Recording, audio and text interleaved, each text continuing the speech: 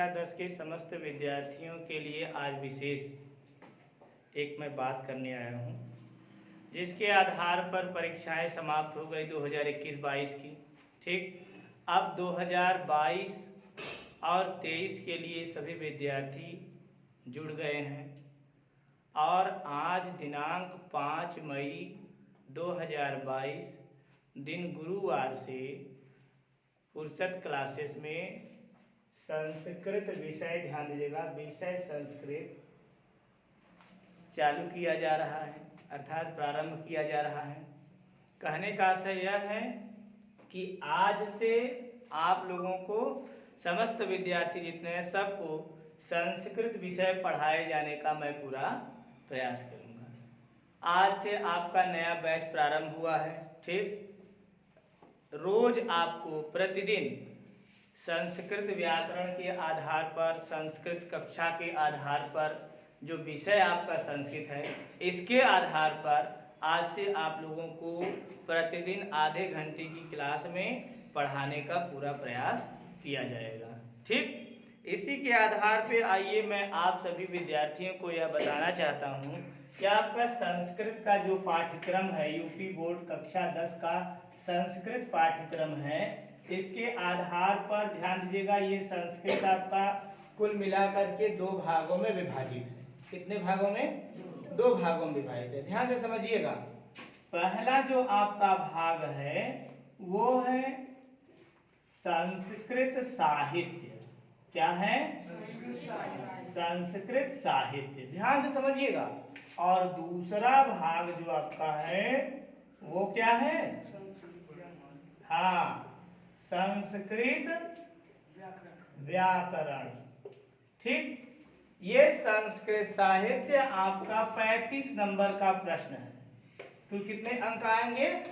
35 अंक आएंगे। ध्यान दीजिएगा, बहुत ही सरल टॉपिक है, मैं आपको बता दे रहा हूँ, आज समझ लीजिए। ये संस्कृत साहित्य से कुल 35 अंक आने वाले हैं और संस्कृत व्याकरण से भी कितने अंक आएंगे? 35 अंक आएंगे। कितने अंक आएंगे? 35 अंक आएंगे। ठीक, अब इसके आधार पर ध्यान दीजिएगा। संस्कृत जो साहित्य है इसमें कई भाग विभाजित किए गए हैं। जैसे देखिए, पहला है संस्कृत, ध्यान दीजिएगा, संस्कृत गद्य भारती। क्या है? संस्कृत गद्य भारती। दूसरा साहित्य में ही है संस्कृत पद्य पीयूषम। ठीक, तीसरा भाग आपका है संस्कृत कथा नाटक कौमुदी। चौथा भाग आपका है, जानते हैं क्या? संस्कृत कथा नाटक कौमुदी, बस इतना ही है। 3 है ना, गद्य पद्य और संस्कृत कथा नाटक कौमुदी। ध्यान दीजिएगा, हाँ, संस्कृत गद्य भारती, संस्कृत पद्य पीयूषम और संस्कृत कथा नाटक कौमुदी। इसके आधार पे आपको कुल कितने अंक मिलने वाले हैं? 35 नंबर। ध्यान दीजिएगा। और इसके आधार पर ध्यान दीजिए, पूरा व्याकरण जैसे प्रत्याहार, ध्यान दीजिएगा, प्रत्याहारों का सामान्य परिचय। ठीक है, प्रत्याहार का सामान्य परिचय एवं उच्चारण स्थान, ये आपको पिछली कक्षा 9 में पढ़ाया जा चुका है संस्कृत व्याकरण के आधार पर। अब आप क्लास 10th में कक्षा 10 में गए हैं, इसके आधार पर भी आपको पढ़ाने का मैं पूरा प्रयास कर रहा हूं। आप लोग इसको एक बार पढ़ चुके हैं, समझ में अच्छी तरह से आएगा। दूसरा, अभी टॉपिक क्या चल रहा है? संस्कृत व्याकरण का। ठीक है, इसके आधार पर पहला देखिए आपका हो गया। फिर दूसरा है जैसे संधि ज्ञान, संधि। तीसरा है आपका क्या? समास परिचय। ध्यान दीजिएगा, ये सब छोटे छोटे टॉपिक से 2-2 नंबर 3-3 नंबर के प्रश्न पूछे जाएंगे। चौथा है कारक, 5वां है वाच्य परिवर्तन, ठीक है। फिर उसके बाद छठा पॉइंट है अनुवाद, सातवां पॉइंट है प्रत्यय, आठवां पॉइंट है आपका शब्द रूप, नौवां पॉइंट है बोलो धातु रूप। फिर उसके बाद देखिए 10वां पॉइंट आपका आ जाएगा संस्कृत पदों का वाक्यों में प्रयोग। ध्यान दिया लड़कियों, संस्कृत पदों का वाक्य प्रयोग। फिर उसके बाद 11वां है संस्कृत वाक्य शुद्धि। क्या? संस्कृत वाक्य शुद्धि, ठीक। और 12वां एवं अंतिम पॉइंट आपका क्या है मालूम है? संस्कृत में 8 लाइन का निबंध, संस्कृत निबंध। ये आप पढ़ेंगे तो आपको कुल कितने नंबर मिलेंगे? 35 नंबर। कितने? 35 नंबर। और ये संस्कृत गद्य भारती के आधार पर ध्यान दीजिएगा, कुल आपको 12 पाठ पढ़ने हैं। कितने? 12। जितने किताब में दिए गए, अभी ध्यान से समझिएगा, भी इसमें और डिफाइन किया जाएगा। फिर संस्कृत पद्य ट्यूशन के आधार पर कुल 7 पाठ पढ़ने हैं। कितने? 7 पाठ। यहाँ पे मैं पाठ लिख दे रहा हूँ ताकि आप लोग समझ पाए, ठीक। फिर उसके बाद संस्कृत कथा नाटक कौमुदी के आधार पर, नहीं, संस्कृत पद्य ट्यूशन में, हाँ, संस्कृत पद्य ट्यूशन में कुल 7 और संस्कृत कथा नाटक कौमुदी में भी कुल 7 पाठ आपको पढ़ने हैं। ये ध्यान दीजिएगा। ये पूरे आपके किताब में दिए गए पाठों की लिस्ट है। 12, 7, 19, 19 और 7, 26।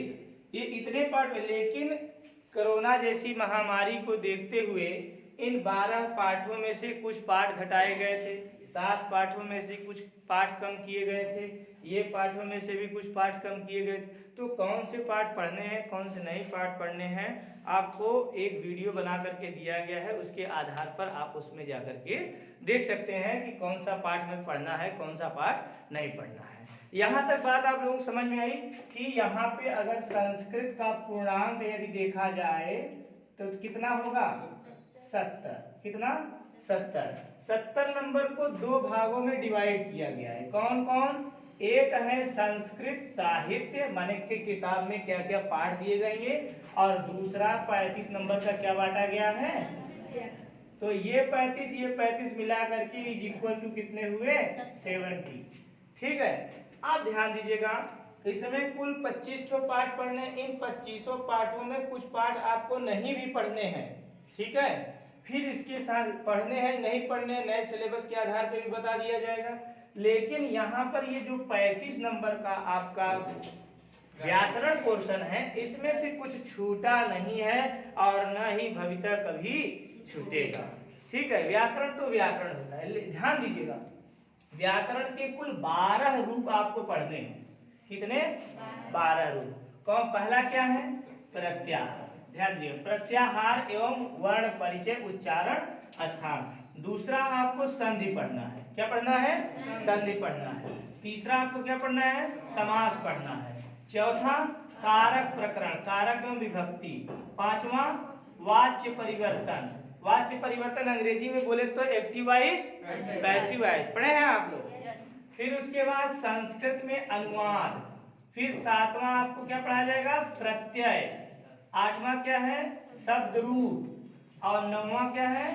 धातु रूप। देखिए, इन सभी टॉपिकों से आपका परिचय हो चुका है। विगत परीक्षाएं जो आप दिए, विगत कक्षाओं में आपने जो कुछ भी पढ़ा, उसी का रूप यहाँ पर एकदम सामूहिक रूप से, सरल रूप से रखा गया है। बस टॉपिक चेंज हो जाएंगे। जैसे आपने राम का रूप याद किया था, ठीक है, पिछली कक्षा में आपने राम का, बालक का रूप याद किया था। तो यहाँ पर जो है उसको बदल करके, जैसे वारी का रूप रख दिया गया और भगवान का रूप रख दिया गया। रूप तो रूप है, हरि का रूप रख दिया गया। तो रूप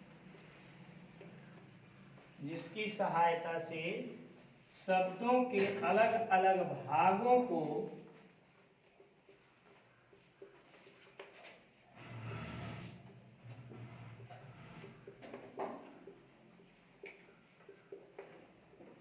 अलग अलग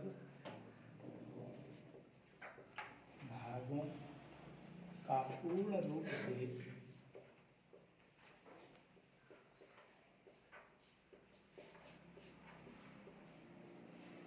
तुहार का नाम है सृष्टि। आप लोग जो नए आए हैं बड़े ही सौभाग्यशील हैं कि आज से ही हम लोग व्याकरण स्टार्ट किए हैं, आज से ही व्याकरण प्रारंभ किए हैं। तो आप लोगों के पास कक्षा 8 पास करके आए हैं, बहुत ही अच्छा मौका है कि पहले आप लोग 1 महीने पहले ही आ गए हैं, स्कूल खुलने के पहले ही, विद्यालय खुलने, अभी आप लोगों ने एडमिशन 9th में नहीं लिया होगा, ठीक है। और संस्कृत आप लोगों का बड़ा कमजोर भी है, संस्कृत से भागते हो बहुत तेज तुम लोग, ठीक है। आप लोग पढ़ लीजिए 1 महीना खूब बाकायदा अच्छे से, फिर अगर आप लोगों को समझ में आने लगे तब ही लेना है ना। तो पढ़ने में क्या जाता है, तो क्या लिखे, व्याक्रियन्ते शब्दाः अनेन इति व्याकरणम्। ये किसकी परिभाषा है, संस्कृत की परिभाषा है, ठीक है। अब इसका लिखे व्याक्रियन्ते शब्दाः अनेन इति व्याकरण, इसका आप हिंदी अर्थ लिख रहे हैं कि जिसकी सहायता से शब्दों के अलग अलग भागों का पूर्ण रूप से क्या किया जाता है, विवेचन किया जाता है। पूर्ण रूप से अलग भागों का पूर्ण रूप से विवेचन,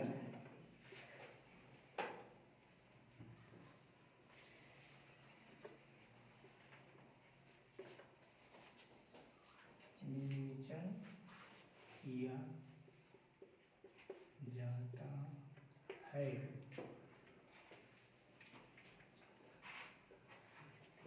उसे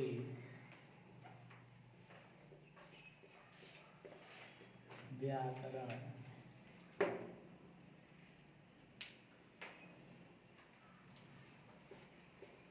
कहते हैं।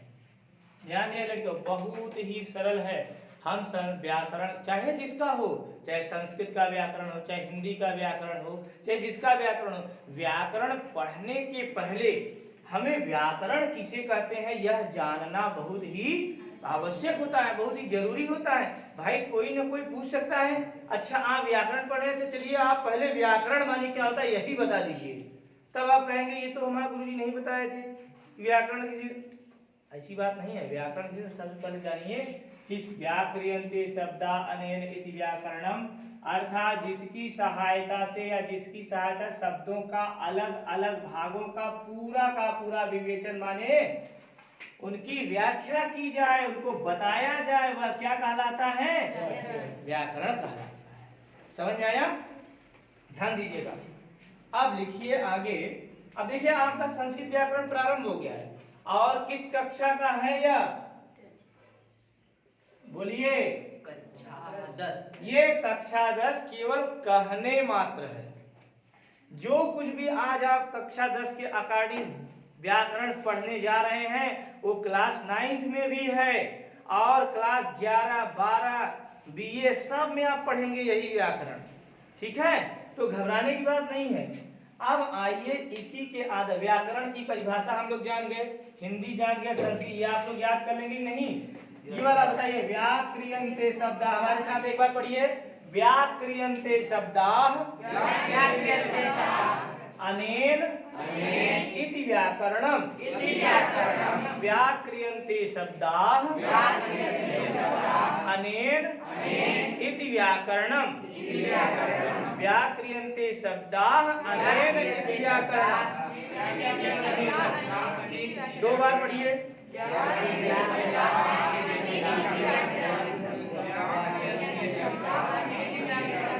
ठीक, तो कहने का मतलब यह हुआ कि जिसकी सहायता से शब्दों के अलग अलग भागों का पूरा रूप से विवेचन किया जाए, आधार बनाए, उसको कहा जाए, वह क्या कहलाता है, व्याकरण कहलाता है।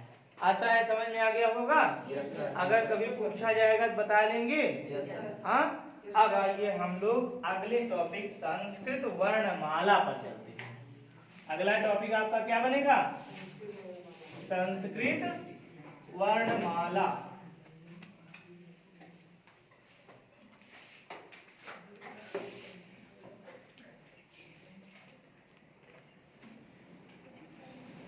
संस्कृत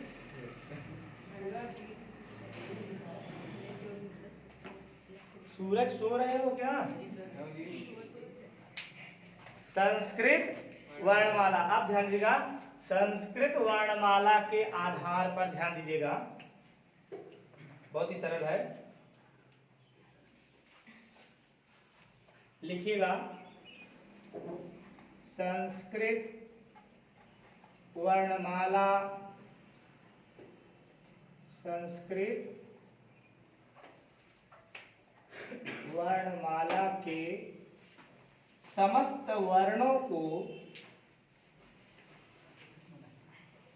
समस्त वर्णों को, वर्ण माने क्या होता है? अक्षर। पक्का? पक्का। कोई दिक्कत? मैं लिख सकता हूँ कोष्टक में, बोलो। अगर कोई, एक बार मैंने आपको बताया था, अगर कोई शब्द किसी शब्द के बाद कोष्टक में हो जाए तो क्या होता है? हाँ, कोष्टक के पहले वाला जो शब्द होता है उसी शब्द का यह कोष्टक वाला क्या हो जाता है? अर्थ हो जाता है। अधिकाधिक रूप से ये देखा गया है, ठीक है। तो वर्ण माने क्या होता है? अक्षर होता है, ध्यान दीजिएगा। तो संस्कृत वर्णमाला के समस्त मतलब सभी वर्णों अर्थात अक्षरों को कुल कितने भागों में बांटा गया है? 4 भागों में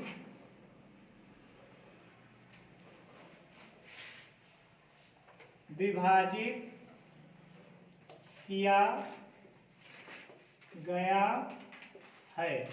संस्कृत वर्णमाला के आधार पर सभी वर्णों को कितने भागों में विभाजित किया गया है? 4 भागों में विभाजित किया गया। कितने भागों में? 4 भागों में विभाजित किया। कौन कौन? आइए इसको लिख लेते हैं। पहला क्या है? स्वर है, ध्यान दीजिएगा।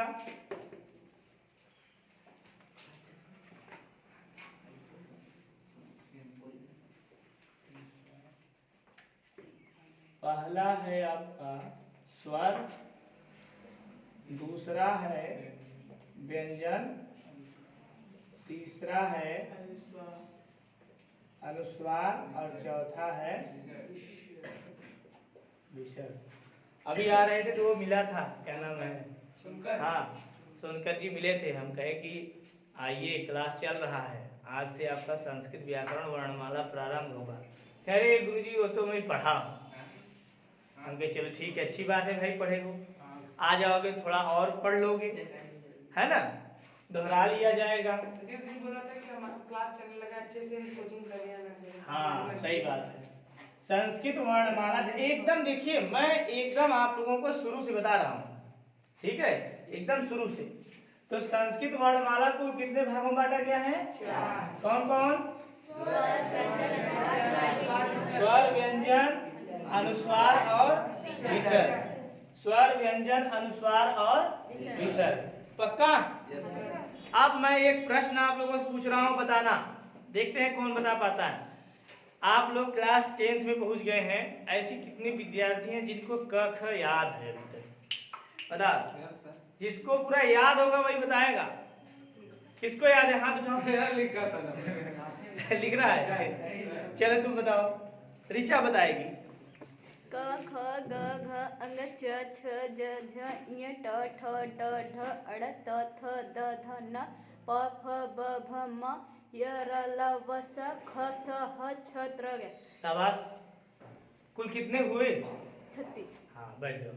और कोई जिसके पूरा एकदम फुल कॉन्फिडेंस हो कि मैं बता लूंगा, बताओ इसमें से। हाँ बताओ। ऐसे नहीं होता, आराम से एकदम। हाँ। कौन कौन से थे बताओ? अ से लेकर के अ तक के वर्णों को क्या कहा गया? स्वर कहा गया। मतलब कि अ से लेकर के अ आ ई उ री लरी ए ऐ ओ औ, ये क्या है? स्वर है। ठीक है। कल हम लोग संस्कृत वर्णमाला के आधार पर, ठीक है, वर्णों का क्रम पढ़े थे। अर्थात संस्कृत वर्णमाला को कितने वर्णों में विभाजित किया गया है? बताओ। संस्कृत वर्णमाला के अंतर्गत वर्णों को कितने भागों में विभाजित किया गया? 4 भागों में विभाजित किया गया। कौन कौन? स्वर, व्यंजन, अनुस्वार और विसर्ग। देख लेते हैं। संस्कृत, ये देखिए, संस्कृत वर्णमाला न के आधार पर न जी वर्णों को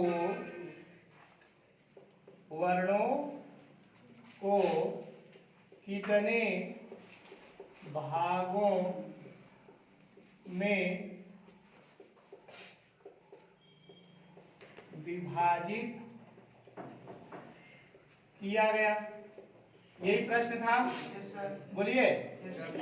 तो उत्तर क्या आया? 4 भाग आए इसके। कौन कौन?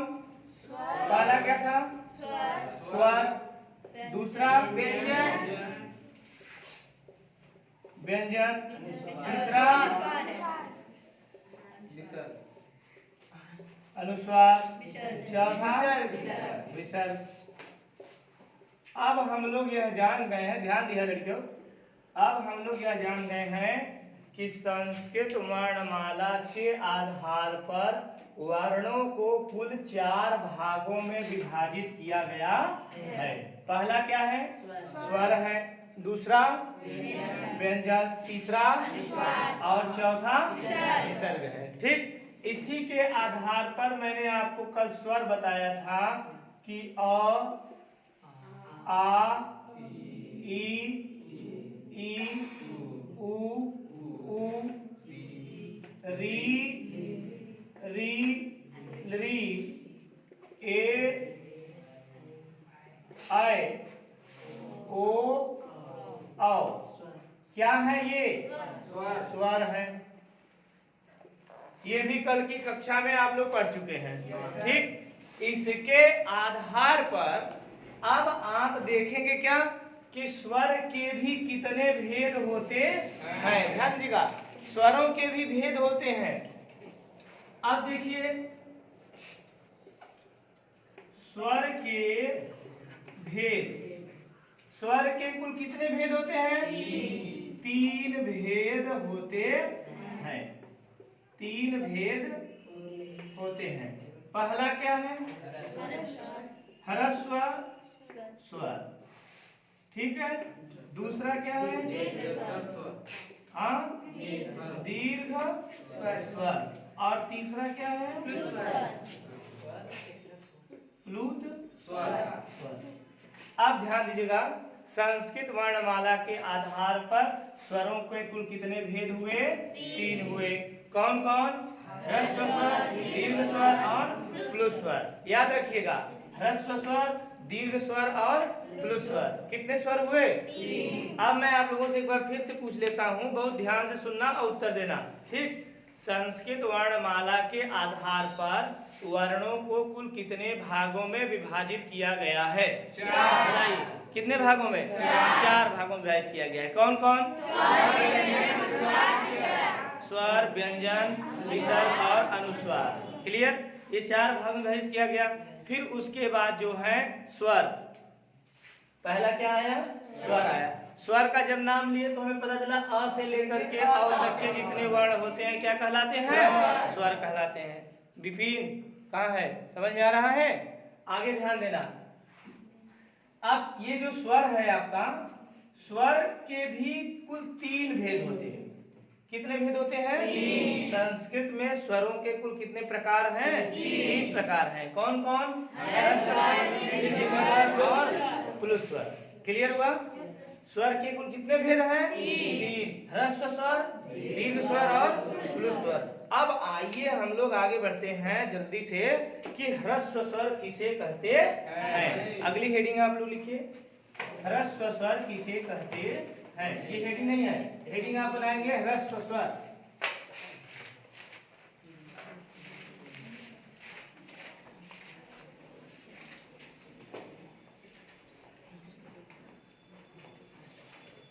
क्या हेडिंग बनाएंगे?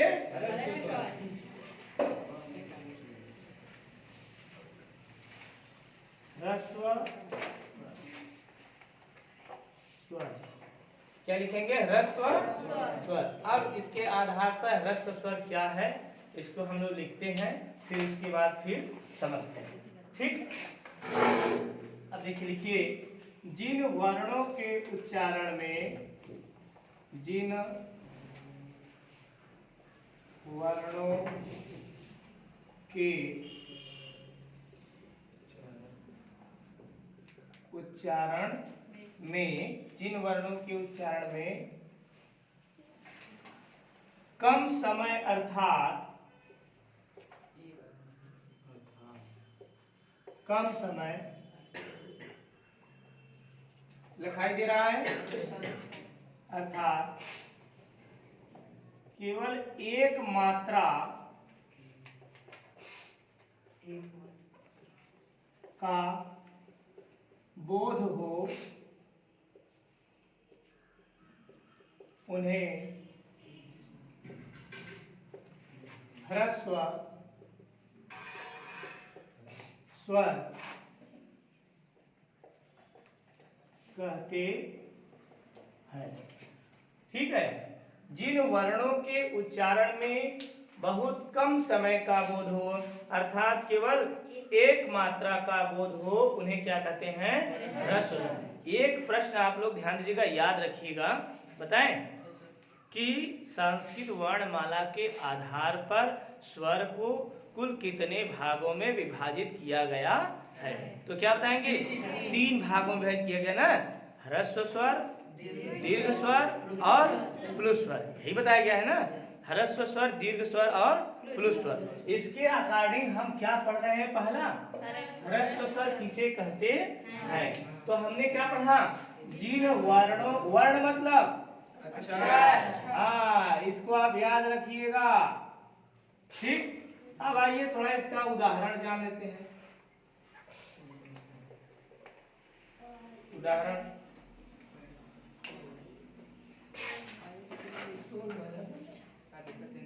अ, ई, उ, री, लरी। ठीक, यहां आप लिख दीजिए ह्रस्व स्वर है। ठीक, ध्यान दीजिएगा, लिखते चलिए, इसके बाद अभी इसको हम समझाते हैं। निश्चिंत रहिए, बहुत सरल है। अब अगला है आपका दीर्घ। ठीक,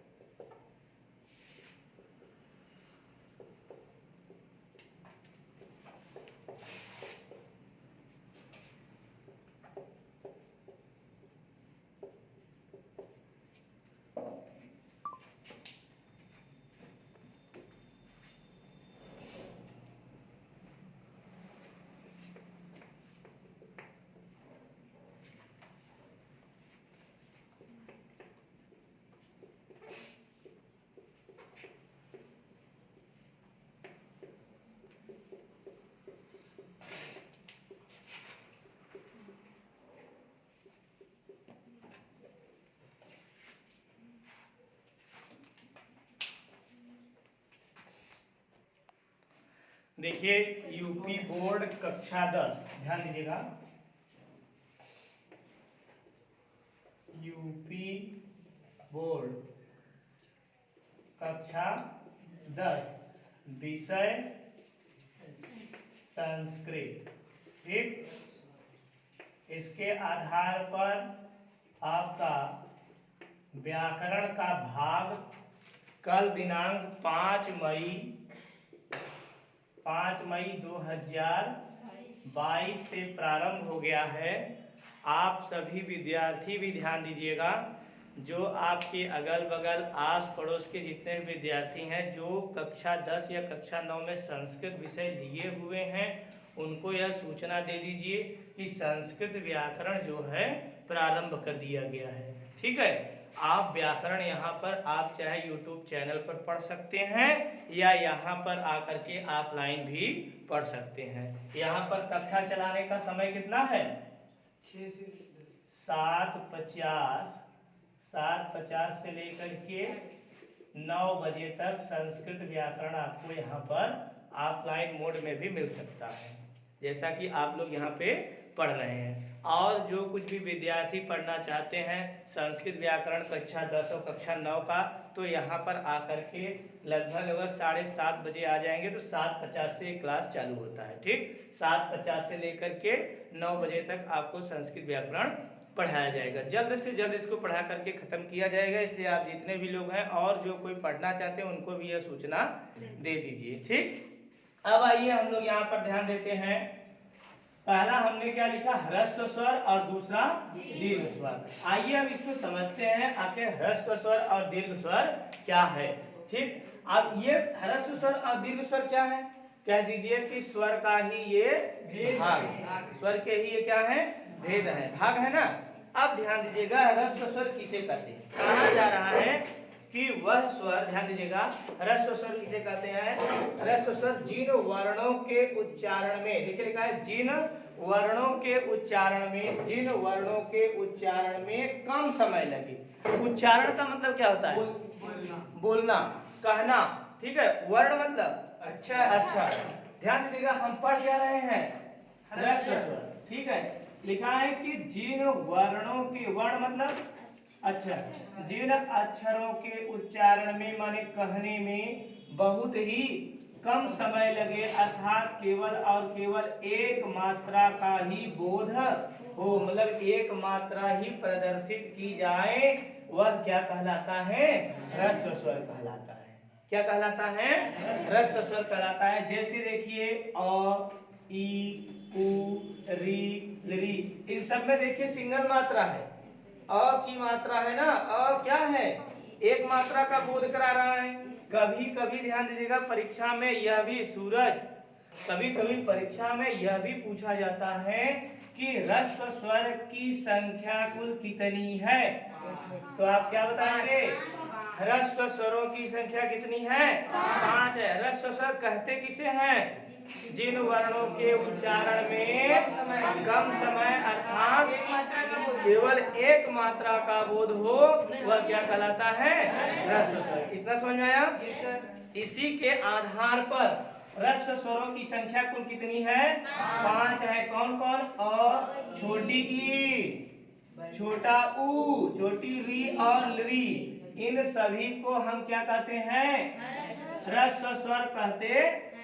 इतना समझ में आया? अब इसी के आधार पर आइए देखते हैं, ह्रस्व स्वर के बाद एक और दूसरा स्वर का नाम आया, जिसका नाम क्या है? दीर्घ स्वर। जब दीर्घ स्वर की परिभाषा हम पढ़ेंगे तो ये ह्रस्व स्वर के दोगुना बोध कराएगा। कह रहे हैं जिन वर्णों के उच्चारण में, देखिए लिखा है जिन वर्णों के उच्चारण में। अब ये देखिए उच्चारण का मतलब अभी पढ़े थे हम, उच्चारण मतलब बोलना। जिन वर्णों के बोलने में या कहने में ह्रस्व स्वर, देखिए ये ह्रस्व स्वर का दोगुना समय लगे, जितना इसको बोला जा रहा था इसके जस्ट इसका कितना? दोगुना। जैसे हमने लिखा क्या? अ, ये अ क्या है? आप क्या बताएंगे? ह्रस्व स्वर है। कोई पूछे अह्रस्व स्वर क्यों है तो क्या बताएंगे? क्योंकि इस अ नामक स्वर में केवल एक मात्रा का बोध किया जा रहा है, इसलिए यहाँ पे क्या हुआ? ह्रस्व स्वर हुआ। क्या हुआ? बोलो, ह्रस्व स्वर हुआ। ये समझ में आया? अब इसी के आधार पर यहाँ पर बताया जा रहा है दीर्घ स्वर में कि जिन वर्णों के मान जिन अक्षरों के उच्चारण में ह्रस्व स्वर का 2 गुना समय लगे। ये देखिए ह्रस्व स्वर अ है, कारण जिन वर्णों के उच्चारण में ह्रस्व स्वर का 2 गुना समय लगे वहां पर क्या हो जाता है? दीर्घ स्वर। अब देखिए इसमें एक मात्रा थी और इसमें 2 मात्राएं हो गई, इसलिए अब यह क्या हो गया? दीर्घ। क्योंकि दीर्घ स्वर की परिभाषा में ही हम लोग पढ़े हैं, क्या पढ़े हैं? कि जिन वर्णों की उच्चारण में ह्रस्व स्वर का 2 गुना समय। ये देखिए आ, ध्यान दीजिएगा क्या कहें? आ क्या है? दीर्घ। दीर्घ कैसे है? क्योंकि आ का जस्ट 2 गुना है ना। ये आ जो है ये अ का स्क्वायर है ना। बोलो, 2 गुना है ना। स्क्वायर मतलब 2 गुना होता है ना। तो आ जो है अ का 2 गुना है, इसलिए यहाँ पे क्या हो गया? दीर्घ स्वर हो गया। समझ में आया? एक बार फिर पढ़ते हैं। देखिए लिखा है कि जिन वर्णों, दीर्घ स्वर पढ़ रहे हैं, जिन वर्णों के उच्चारण में ह्रस्व स्वर का 2 गुना समय अर्थात द्विमात्रा का बोध हो वहां पर क्या कहलाता है? दीर्घ स्वर। अब देखिए ध्यान दीजिएगा, ये अ है। क्या है? अ है ना। अब इसको ऐसे नहीं बता रहे हैं, अब बता रहे हैं दूसरे टाइप से। जैसे देखिए दीर्घ स्वर कहते हैं। अब देखिए यहाँ पे क्या हो गया? क्या हो गया? ये क्या है? ह्रस्व स्वर है, लेकिन इसका 2 गुना जब हम करेंगे तो यहाँ क्या हो जाएगा? आ हो जाएगा कि नहीं?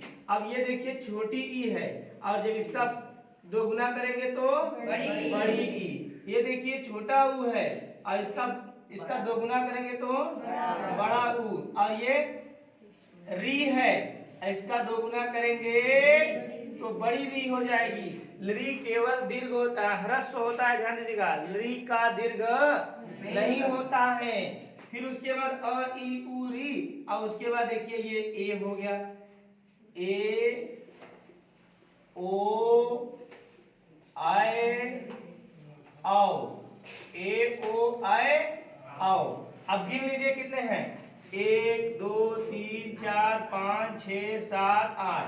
ध्यान दीजिएगा, दीर्घ वर्णों की संख्या कुल कितनी होती है? 8 होती है। ह्रस्व स्वरों की संख्या कुल कितनी होती है? 5 होती है। कौन कौन? अ ई उ री री। ये क्या है? ह्रस्व स्वर है। और दीर्घ सूरज समझ में आ रहा है? दीर्घ स्वर किसे कहते हैं? जिन वर्णों के उच्चारण में इसी ह्रस्व का 2 गुना समय लगे कहने में। उच्चारण मतलब कहने में, बोलने में ह्रस्व स्वर का 2 गुना समय लगे, वहां पर क्या हो जाता है? कुछ समझ आ रहा है ना? फिर देखिए कर लेंगे। पूछा जाएगा कि बड़ा ऊ कौन सा स्वर है? क्या बताएंगे भैया? मैं अगर पूछ लूं बड़ा ऊ दीर्घ स्वर क्यों है तो क्या बताएंगे? हाँ, क्योंकि यह बड़ा ऊ ह्रस्व स्वर का 2 गुना समय लगता है कहने में ना। ह्रस्व स्वर छोटा ऊ है ना, इसमें एक मात्रा का बोध किया जा रहा है, और इसमें द्विमात्रा का बोध। जहाँ पर 2 मात्राओं का बोध हो वहां पर क्या होगा? बोलो, दीर्घ होगा। दीर्घ स्वरों की संख्या कितनी है? कौन कौन? आ, बड़ी ई, बड़ा ऊ, बड़ी री, ए ऐ ओ आओ। ये 8 स्वर क्या हो गए? दीर्घ स्वर हो गए। समझ में आया? फिर उसके साथ जो है ह्रस्व स्वर कितने हुए? 5 हुए। कौन कौन? आ, छोटी ई, छोटा ऊ, छोटी री और री। तो ह्रस्व स्वरों की संख्या कितनी हुई? 5 हुई। दीर्घ स्वरों की संख्या कुल कितनी हुई? 8 हुई। स्वर के कितने भेद हैं? बोलो बोलो। 3। कौन कौन? हाँ, ह्रस्व स्वर, दीर्घ स्वर और प्लुत स्वर। अभी हम ह्रस्व स्वर और दीर्घ स्वर पढ़ चुके हैं। अब आइए आगे हम लोग पढ़ते हैं क्या, प्लुत स्वर। इसको आप लोग थोड़ा लिख लीजिए। लिख चुके हैं? चलिए आगे बढ़ते हैं। अब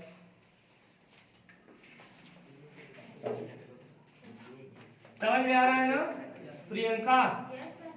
पूछेंगे हम, ये समझ लीजिएगा। आज से व्याकरण, ध्यान दीजिएगा, व्याकरण आप लोगों का स्टार्ट कर दिया गया, प्रारंभ कर दिया गया है। बहुत ही धीरे धीरे हम लोग चल रहे हैं, क्योंकि परीक्षाएं नजदीक हैं नहीं कि हैं, नहीं है ना। एकदम आराम से गीते गीते चलेंगे। आप लोग आराम से गीते गीते पढ़िए, और जो कोई भी साथी सथिनी हो उनको भी लाने का पूरा प्रयास कीजिए, ठीक है। अब हम लोग क्या पढ़ेंगे, प्लुत स्वर।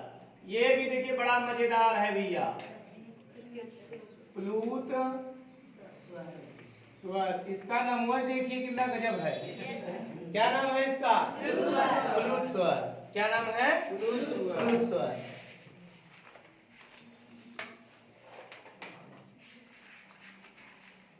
आइए देखते हैं प्लुत स्वर क्या है। लिखिए, जिन वर्णों के उच्चारण में, जिन वर्णों के उच्चारण में ह्रस्व स्वर, जिन वर्णों के उच्चारण में ह्रस्व स्वर का 3 गुना समय लगता है। क्या लिखे, जिन वर्णों को उच्चारण ह्रस्व स्वर का 3 गुना समय लगता है उन्हें प्लुत स्वर कहते हैं। उन्हें प्लुत ना, प्लुत, प्लुत स्वर कहते हैं, ठीक।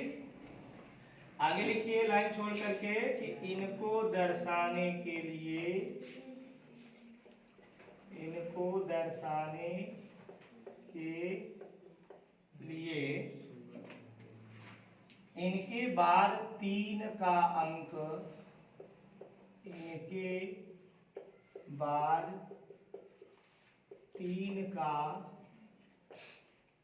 अंक लिख दिया जाता है, लिख दिया जाता है, ठीक।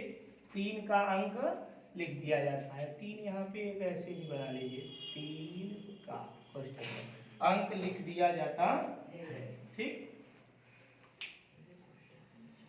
उदाहरण में लिख देते हैं।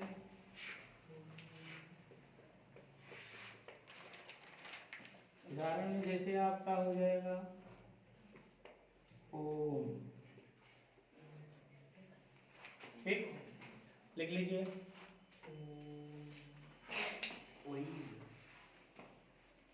इसका एक बड़ा अच्छा संबोधक श्लोक भी है, हेडिंग डाल करके लिख लीजिएगा, संबोधक श्लोक। इसको आप लोग याद कर लेंगे ना, दिक्कत नहीं होगा। इसका अर्थ भी हम बता देंगे। एक मात्रो भवेत, सिग्नेचर डाल लें। हाँ, एक मात्रो भवेत ह्रस्व,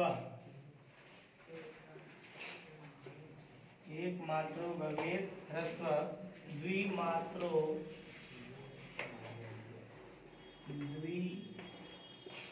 द्विमात्रो दीर्घ उच्यते, दीर्घ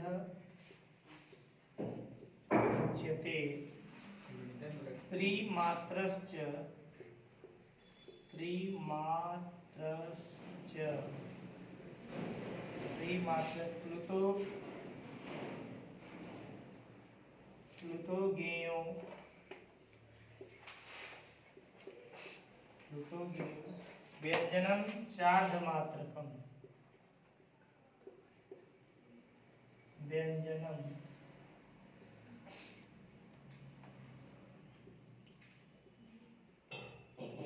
व्यंजनम चार्धमात्रकम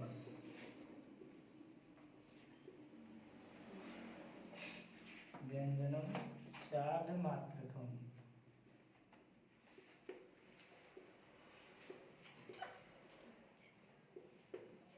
ठीक ना, एक ही लिख लीजिए इसको, तब इसको बताएं ये क्या दिया गया है। ठीक है, आप देखिए आज हम लोग आप आगे पढ़ रहे हैं प्लुत स्वर। क्या पढ़ रहे हैं? प्लुत स्वर। अभी आप लोगों ने पढ़ा था ह्रस्व स्वर किसे कहते हैं? जिन वर्णों के उच्चारण में बहुत कम समय अर्थात एक मात्रा का बोध हो वहां पर ह्रस्व स्वर होता है। जिन वर्णों के जैसे अ, छोटी ई, छोटा ऊ, छोटी री और री, ये 5 प्रकार के जो वर्ण होते हैं वे क्या कहलाते हैं? ह्रस्व स्वर कहलाते हैं। ठीक, अब दूसरा आया, दूसरे पॉइंट पे क्या था? दीर्घ स्वर था। दीर्घ स्वर में हमने यह पढ़ा कि जिन मोइन समझ में आ रहा है? जिन वर्णों के उच्चारण दीर्घ स्वर, जिन वर्णों के उच्चारण में ह्रस्व स्वर का 2 गुना समय अर्थात द्विमात्रा का बोध हो वहां पर दीर्घ स्वर होता है। जैसे आ, बड़ी ई, बड़ा ऊ, बड़ी री, ए, आय, ओ, औ, ये 8 प्रकार के वर्ण क्या होते हैं? दीर्घ स्वर होते हैं। ठीक, अभी हम लोग अब तीसरे स्वर का नाम पढ़ रहे हैं, तीसरे स्वर की परिभाषा पढ़ रहे हैं, तीसरे स्वर का एग्जाम्पल पढ़ रहे हैं। ठीक है, और यहाँ पर एक संबोधन श्लोक भी है कि इसको पढ़ने पर हम ह्रस्व स्वर, दीर्घ स्वर और प्लुत स्वर तथा अर्धमात्रा माने व्यंजन किसे कहते हैं, ये सब बातें इसमें दर्शाई जा रही हैं। ठीक, आइए पहले हम लोग जो है प्लुत स्वर पढ़ते हैं।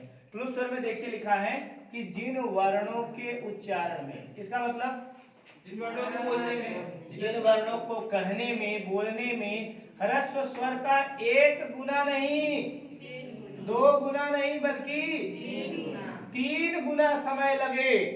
1 गुना 2 गुना नहीं बल्कि 3 गुना समय लगे वहां पर प्लुत स्वर होता है। जैसे कहा गया जिन वर्णों के उच्चारण में ह्रस्व स्वर का 2 गुना समय लगे वहां दीर्घ स्वर होता है। अब यहाँ बताया जा रहा है जिन वर्णों के उच्चारण में ह्रस्व स्वर का 3 गुना समय लगे अर्थात 3 मात्रा का बोध हो। 3 मात्रा मतलब ऐसे खींचो नहीं, 3 गुना समय लगे उसको बोलने में, 1 गुना 2 गुना नहीं बल्कि 3 गुना समय लगे वहां पर क्या हो जाता है? दीर्घ स्वर, प्लुत स्वर हो जाता है। अब जैसे देखिए, अब इनको दर्शाने के लिए ना इन्हीं अक्षरों के बीच में देखिए ये 3 का अंक लिख दिया जाता है। आप ध्यान दीजिएगा, इसका उदाहरण है क्या? ओम। क्या है? ओम। अब ध्यान दे जाया, कुछ लोग ओम ऐसे लिख देते हैं, बोला, और कुछ लोग जो है ओम ऐसे भी लिख देते हैं ना। ये देखिए स्टाइल नहीं है लिखने, ये तो शॉर्टकटिया दिमाग है। कौन सा दिमाग है? शॉर्टकटिया दिमाग है। शॉर्टकटिया समझते नहीं, शॉर्टकट वाला। ठीक है, ओरिजिनल ओम देखिए ये है लिखने का तरीका।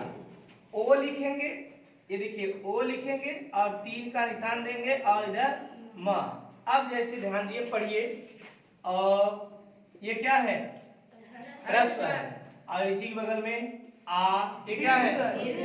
और इसी बगल में देखिए और 3 का मात्रा लगा दिए तो प्लुत स्वर हो गया। कैसे? अ और उसका 2 गुना समय आ, और इसका आ, 3 गुना समय लग रहा है नहीं? अब समझ आया? अब एक शब्द आप लोग बड़े अच्छे तरह से जानते हैं, इसका नाम है मुर्गा। जानते हो? मुर्गा, चिकन। हाँ बहुत सही, चिकन। ये ध्यान देना, मुर्गे की जो आवाज होती है कुकड़ुकू, ये ह्रस्व, दीर्घ और प्लुत तीनों में रहता है। पहले कहेगा कुकड़ुकू, होता ही नहीं, पहले कु, इसमें तीनों रहता है, ह्रस्व, दीर्घ, प्लुत, तीनों स्वर। किसमें? मुर्गे की आवाज में। भोरई में बोलता है, भोर में बोलता है नहीं? सनी सुने हो? सुने हो नहीं? मुर्गा कहीं बोलता है मार खा जाता है। बहुत बड़ा खब्बू है ये। अब ध्यान दीजिएगा, तो ह्रस्व स्वर, ध्यान दीजिएगा, ह्रस्व स्वर का ह्रस्व स्वर का 3 गुना समय जहां पर लगे, ह्रस्व स्वर का 3 गुना समय जहां पर लगे, क्या कहलाता है? प्लुत स्वर कहलाता है। और इस प्लुत स्वर को दर्शाने के लिए, इस प्लुत स्वर को दर्शाने के लिए 3 का अंक लिख दिया जाता है। कोई भी अक्षर है, अगर उसमें हम 3 का अंक लिख दिए तो क्या हो गया? ग कहते हैं, होगा ही नहीं। अब चलिए, आप लोगों को इसके आधार पर यह पता चल गया आज कि ह्रस्व स्वर किसे कहते हैं, दीर्घ स्वर किसे कहते हैं और प्लुत स्वर किसे कहते हैं। समझ में आया? ह्रस्व स्वर किसे कहते हैं? जिसमें एक मात्रा का बोध अर्थात कहने में बहुत कम समय लगे, वहाँ पे ह्रस्व स्वर होता है। ह्रस्व स्वरों की संख्या कितनी होती है? कौन कौन? अ, छोटी ई, छोटा ऊ, छोटी री और री। ये क्या है? ह्रस्व स्वर है। दीर्घ स्वर किसे कहते हैं? जिन वर्णों के उच्चारण में ह्रस्व स्वर का 2 गुना समय लगे उन्हें क्या कहते हैं? दीर्घ स्वर कहते हैं। जैसे आ, बड़ी ई, बड़ा ऊ, बड़ी री, ए, आई, ओ, औ। ये 8 प्रकार के स्वर क्या हैं? स्वर हैं। ठीक, उसके बाद कौन सा स्वर आया? प्लुत स्वर। कौन कौन? जिन वर्णों के उच्चारण में ह्रस्व स्वर का 3 गुना समय लगे वहाँ पर प्लुत स्वर होता है। इन प्लुत स्वरों को दर्शाने के लिए अक्षर के आगे 3 का अंक लिख दिया जाता है। समझ में आया? समझ में आया? आ गया ना? अब अगर आपसे कोई पूछे, ध्यान दीजिएगा कि स्वर कितने भेद होते हैं स्वर के, तो क्या बताएंगे? स्वर के कुल 3 भेद होते हैं। कौन कौन? ह्रस्व स्वर, दीर्घ स्वर और प्लुत स्वर। पक्का है? समझ में आ गया? स्वरों का भेद समझ में आया? स्वर कौन कौन से होते हैं समझ में आया? अ से लेकर के अ तक के वर्ण क्या कहलाते हैं? स्वर कहलाते हैं। स्वरों के 3 भेद होते हैं, ह्रस्व, दीर्घ और प्लुत। ह्रस्व, दीर्घ और प्लुत किसे कहते हैं ये भी आपको पता चल गया। अब ह्रस्व, दीर्घ और प्लुत स्वर तथा व्यंजन, इन चारों को एक श्लोक के माध्यम से आपको समझाने का प्रयास किया जा रहा है। देखिए लिखा है कि एक मात्रो भवेत ह्रस्व, एक मात्रो भवेत ह्रस्व, अर्थात जिसमें एक मात्रा का बोध हो वह क्या कहलाता है? ह्रस्व। समझ आया? जिसमें एक मात्रा का बोध हो वह क्या कहलाता है? ह्रस्व कहलाता है। अब देखिए यहाँ पे क्या लिखा है कि द्विमात्रो दीर्घ उच्यते, और आगे देखिए लिखा है जिसमें 2 मात्रा का बोध हो वह क्या कहलाता है? बोलिए। दीर्घ स्वर। समझ में आ रहा है? श्लोक का अर्थ समझ में आ रहा है? जिसमें एक मात्रा का बोध हो वह ह्रस्व, और जिसमें 2 मात्रा का बोध वहाँ पे दीर्घ। अब कह रहे हैं त्रिमात्रश्च प्लुतो ज्ञेयो, ज्ञेयो माने जाना जाता है। और जान दीजिए आगे देखिए लिखा है जिसमें क्या लिखा है?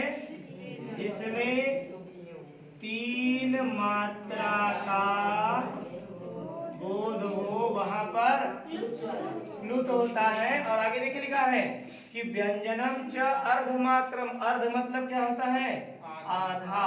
क्या होता है? आधा, 1/2। तो और आगे लिखा है कि व्यंजन कितने होते हैं? व्यंजन हमेशा आधे होते हैं। व्यंजन हमेशा कितना होता है? आधा होता है। क्योंकि आप लोग अभी आगे पढ़ेंगे व्यंजन क्या है, व्यंजनों का प्रकार क्या है, व्यंजन किसे कहते हैं, तब वहाँ पे आपको पता चलेगा व्यंजन किसे कहते हैं। अभी क्या पढ़ाया जा रहा था? स्वर पढ़ाया। स्वर के अंतर्गत किसी को कोई डाउट, किसी को कोई दिक्कत नहीं ना? अच्छे से समझ में आ जाएगा। Yes sir. आ गया, यस सर। लिख लेंगे। Yes sir. ह्रस्व स्वर, दीर्घ स्वर, प्लुत स्वर किसे कहते हैं, इनकी संख्या कितनी होती है, सब दर्शा लेंगे ना। Yes sir. चलिए अब आज के लिए इतना ही। अगली कक्षा में आप लोग आज ही हेडिंग डाल लीजिए। क्या हेडिंग बनेगा, बोलो। हाँ, यहाँ पे आप हेडिंग डाल लीजिए व्यंजन। ठीक, यस सर। क्या व्यंजन। व्यंजन, ये आपको अगली कक्षा में कल जो है बताई जाएगी। व्यंजन किसे कहते हैं, व्यंजन के प्रकार कितने होते हैं, व्यंजन कौन कौन से होते हैं, ये तमाम प्रकार के टॉपिक, तमाम प्रकार के प्रश्न जो हैं कल आप लोगों को अगली कक्षा में प्रोवाइड कराए जाएंगे। तब तक आप सभी लोग जो कुछ भी पढ़ाया गया, जो कुछ भी आप लोग लिखे, इसको अच्छी तरह से घर पे अपना रिवीजन करें। ठीक है।